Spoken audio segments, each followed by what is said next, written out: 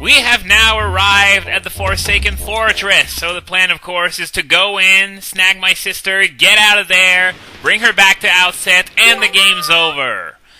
Of course, it's not going to be as simple as that, but still, let's pretend that everything's going to go well for a minute.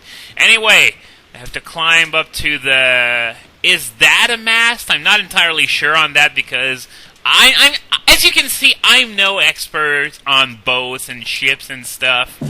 So, now get some ominous music to go along with the Forsaken Fortress, and Tetra's pissed that I was playing down there with Nico. Hey, you were the one who told me to go down there and do whatever he told me to do, so assume it at least. So, we are going to have a look-see at the ominous-sounding and ominous-looking Forsaken Fortress. Yeah! Doesn't look like it's gonna be that easy for little old Link with his dinky little sword and 3 hearts.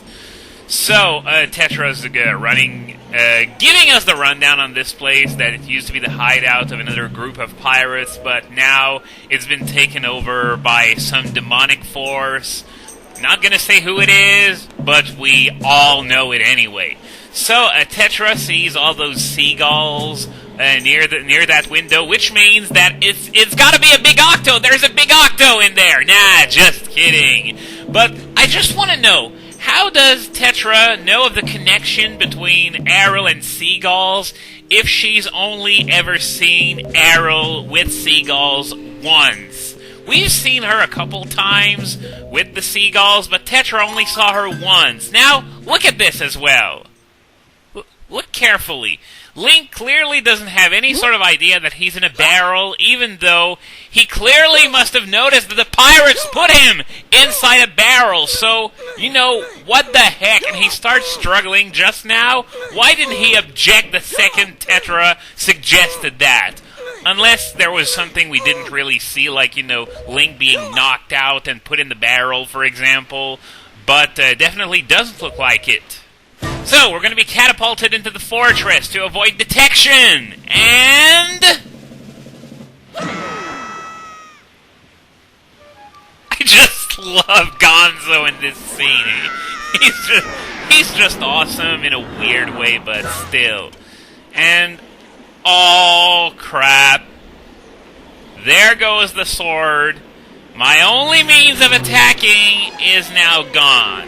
Fucking super. That's right, we're going to be playing Legend of Metal Gear today, folks. And this is quite irritating, considering it's in the first hour of the game, where people are infinitely more likely to quit out of frustration, which many people did in this very part.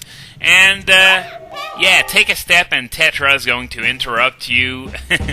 I apologize, I guess my aim was off by a little bit. Looks like someone needs to play more Angry Birds. So, yeah, this tone is how you're going to be communicating with your helper characters throughout the game. And apparently, Link didn't notice Tetra giving him that stone earlier on either. So, what was he drugged off his ass or something? Oh, well, doesn't matter. It's actually fairly convenient when in order for various characters to give you explanations for stuff. And ooh, money. Now, that searchlight, if you get into it, like I almost did twice, you're gonna get caught. So, I just want to grab this money. Okay, now I'm good, so I can get caught.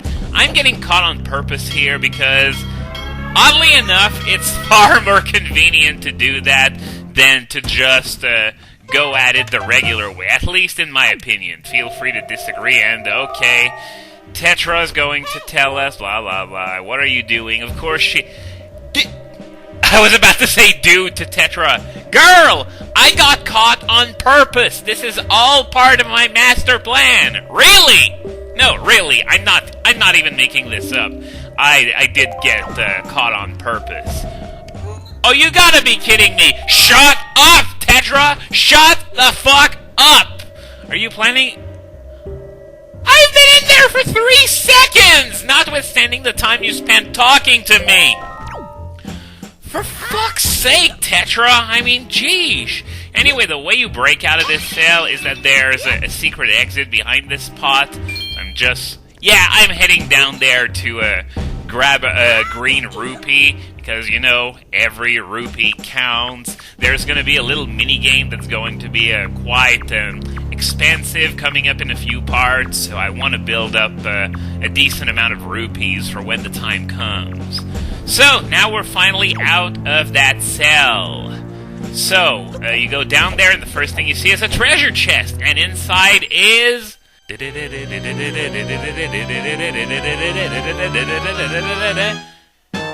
dungeon map!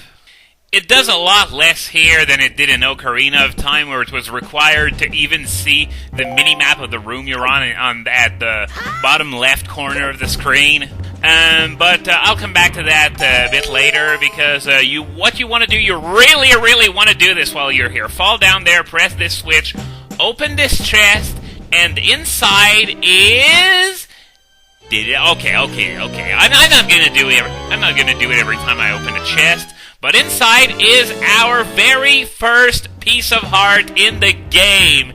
Now, the reason why you want to collect this right now is because you're not going to be able to come back here until much later in the game. So it really helps to have it right away. So now, once again, I'm being caught on purpose by these moblins. These moblins are another part of the stealth element of this area. You see them wandering around with their giant pole arms and lanterns and stuff, and if you get caught by them, then you are going to get thrown back in jail, just like if you were caught by a searchlight.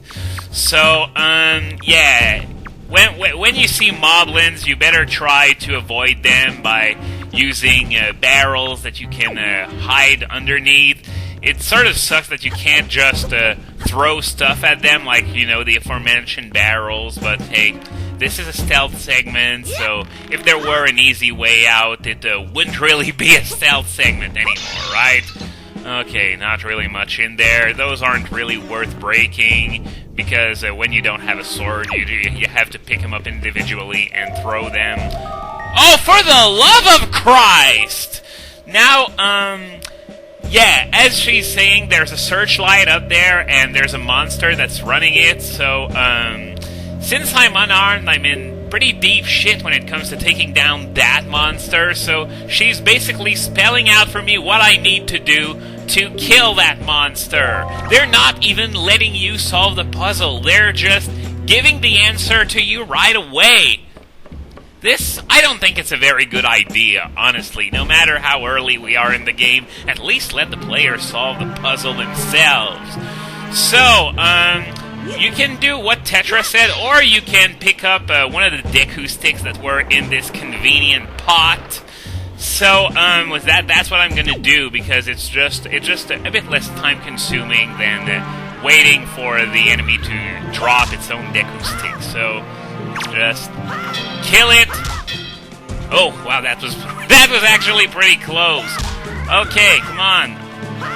Die! Jesus fuck, die! Thank you! The annoying thing about this, and I don't even get a joy pendant out of the deal, what a bummer. I'll come back to what joy pendants are a bit later in the game. Hold on a sec there. Oh, I'm already really close to the second searchlight. There are 3 searchlights that need to be taken care of before you can proceed any deeper into the fortress.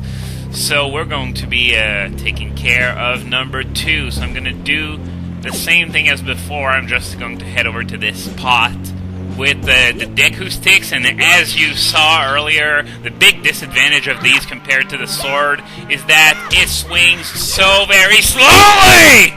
Just like that.